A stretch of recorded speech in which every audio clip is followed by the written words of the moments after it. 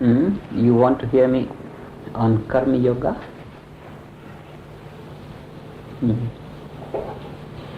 Karma Yoga is the philosophy of action. It deals with the how of action, how the action should be performed so that it remains powerful in order to yield good results. And not only this, the actor or the doer should remain in freedom. See, the philosophy of action does not only deal with the quality of action, it also deals with the freedom of the actor. Both things should be there. The action should be powerful. The results should be maximum at the same time.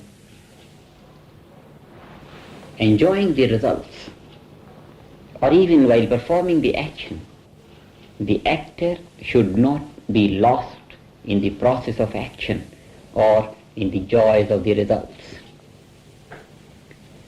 In order to have a clear idea, you see, when we see a flower, the image of the flower falls on our mind. The real essential nature of the mind is pure consciousness. Pure consciousness is bliss in its nature. That the plane of bliss, pure consciousness, receives the impression of a flower. That means the real nature of the mirror of pure consciousness is obstructed by the image of the flower. If the mind is absorbed in the beauty of the flower, then the mind has lost the grandeur of its own bliss consciousness. The philosophy of karma, or the karma yoga, it brings to us a technique of enjoying the flower where we are not thrown out of our bliss consciousness while enjoying the glory of the flower, the beauty of the flower. What does it do? It doesn't obstruct. It means the karma yoga. Karma yoga does not hinder the process of our experiencing the flower, but it raises our consciousness. It tells us that if through transcendental meditation we raise our consciousness and gain bliss consciousness in our mind, then the bliss consciousness will be wide awake in our mind, and yet that blissful mind will be able to experience the flower as ever. And when the flower is experienced by bliss consciousness, then the beauty of the flower is enhanced to million times. See, the mind is sad and see the flower, it don't seem to enjoy the beauty. If the mind is happy, you are in a happy mood, look at the flower and you enjoy the flower 100 times. The technique that Karma Yoga gives us in order to enjoy the flower to its maximum capacity is by improving the level of our consciousness, making our mind full with bliss consciousness, making our mind absolutely pure. Bliss consciousness is pure consciousness. That is the absolute purity of our mind.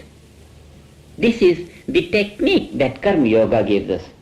Before we launch upon any action or experience, Karma Yoga demands that we meditate.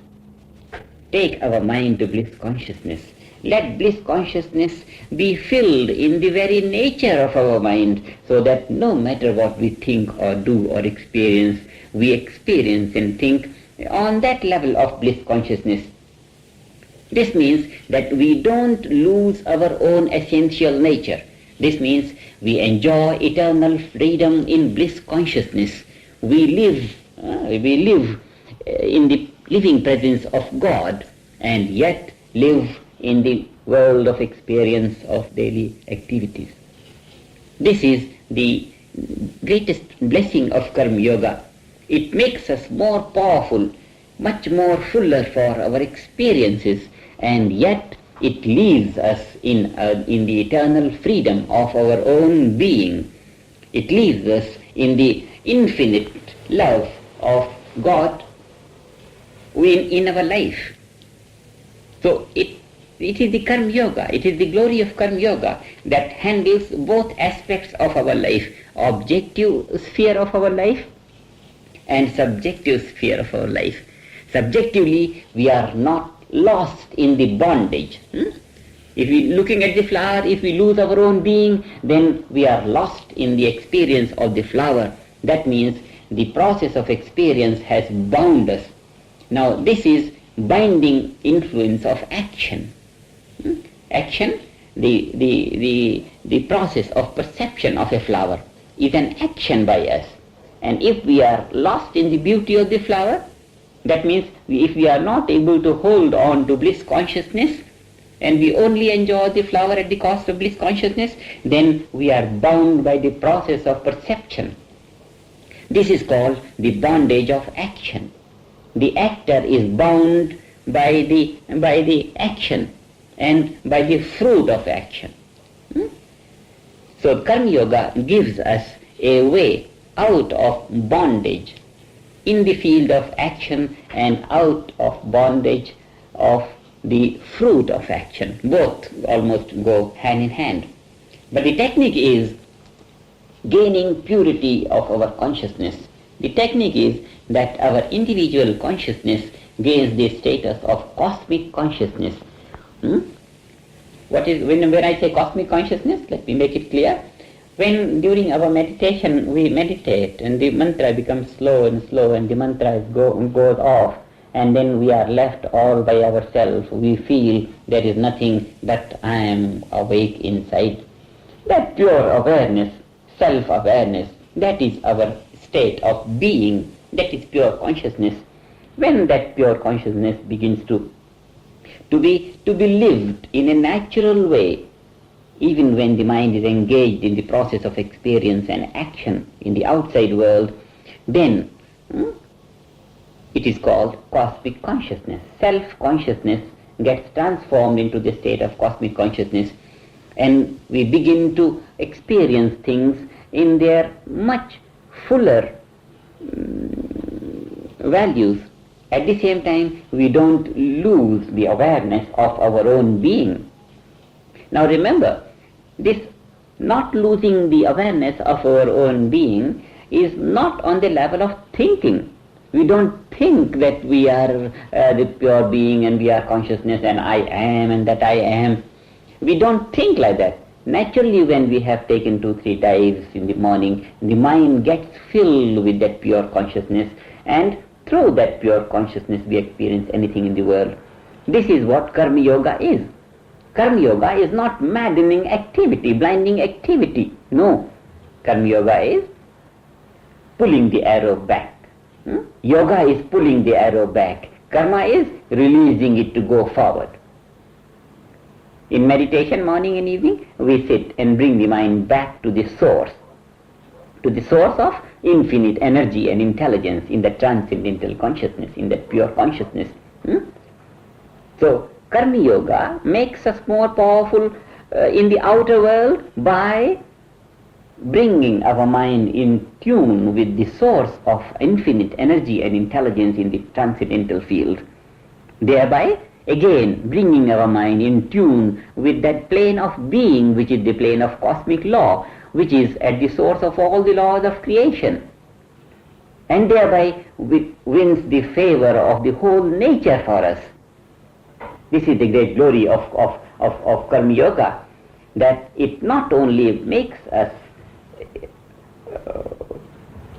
powerful, it not only makes our mind infinitely powerful by leading it to the source of energy and intelligence, but wins for us the sympathy of the almighty nature. makes for us the surroundings harmonious, at the same time leaves us in our eternal freedom of life. We enjoy the bliss consciousness of our own being. That is, we begin to live in the living presence of God. That bliss consciousness, that pure consciousness, the state of cosmic consciousness is living presence of God. We begin to live God consciousness through all thick and thin of life. Our actions are powerful. The results of those actions are highly rewarding. At the same time, we live in freedom of life. Not only this, it shapes our life automatically on the level of righteousness, because whatever we think and do, naturally we think and do in accordance with the cosmic purpose of nature, in accordance with the natural laws, and therefore we are righteous by nature, we are powerful by nature, we are free by nature. We begin to live the highest state of life in the field of all activity. This is the glory of Karma Yoga. Karma Yoga has been misinterpreted very widely. The theory of non-attachment, they say the principle of non-attachment is you don't get attached yourself to the action or to the fruits of action. That means abandon the fruit of action. Such things are foreign to the spirit of Karma Yoga. Unfortunately, they are being taught on the field of Karma Yoga. But the great strength of Karma Yoga lies not in acquiring the thought of non-attachment, not in the abandonment of action, not in the abandonment of the fruits of action, but basically in creating a state of consciousness within ourselves that we could never be bound by the action, we could never be bound by the fruit of action. That is a state of eternal freedom by virtue of the attainment of bliss consciousness, by virtue of maintaining that bliss consciousness all the time. And this is by regular practice of meditation, whereby the very nature of the mind gets infused with the nature of the transcendental being, or the nature of pure consciousness, and then we naturally begin to live. We don't have to try hard in order to act in accordance with the principles of Karma Yoga. If we meditate, we begin to grow in freedom. Many of you who have been meditating for 1 or 2 years begin to feel that now they are active, yet they feel that nothing seems to bind them. You are active in the world, you have so many responsibilities, and you are going through all the thick and thin of the responsibilities of life, but you are aware that now your mind doesn't get attached to things. This is the growth of freedom in life.